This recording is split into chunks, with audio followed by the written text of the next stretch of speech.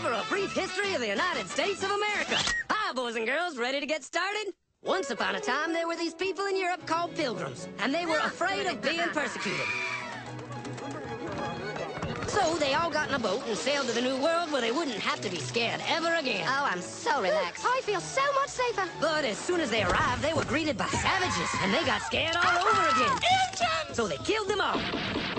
Now, you'd think wiping out a race of people would calm them down, but no. Instead, they started getting frightened of each other. Witch! So they burned witches.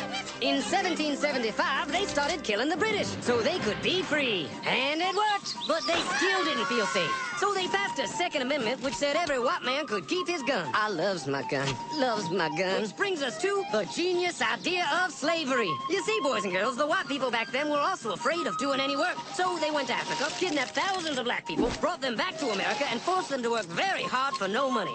And I don't mean no money like I work at Walmart and make no money. I mean $0. Nothing. Not a zip. Doing it that way made the USA the richest country in the world.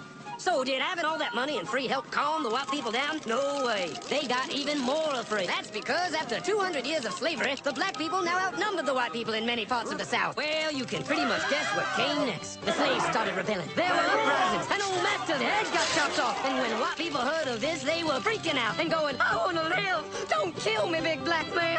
Well, just in the nick of time came Samuel Colt, who in 1836 invented the first weapon ever that could be fired over and over without having to reload. And all the Southern whites were like, yeehaw! But it was too late. The North soon won the Civil War and the slaves were freed. Yep, they were free now to go chop all the old masters' heads off. And everybody was like, oh no, we're gonna die. But the freed slaves took no revenge. They just wanted to live in peace. But you couldn't convince the white people of this. So they formed the Ku Klux Klan. And in 1871, the same year the Klan became an illegal terrorist organization, another group was founded, the National Rifle Association. Soon politicians passed one of the first gun laws, making it illegal for any black person to own one.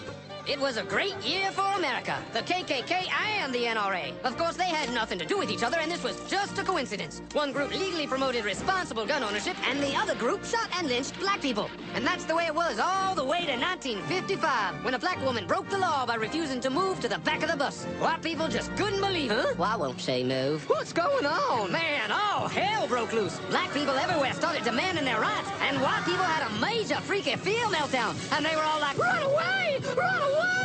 And they did. They all ran fleeing to the suburbs where it was all white and safe and clean. And they went out and bought 250 million guns and put locks on the doors, alarms in the houses, and gates around the neighborhoods. And finally, they were all safe and secure and snug as a bug.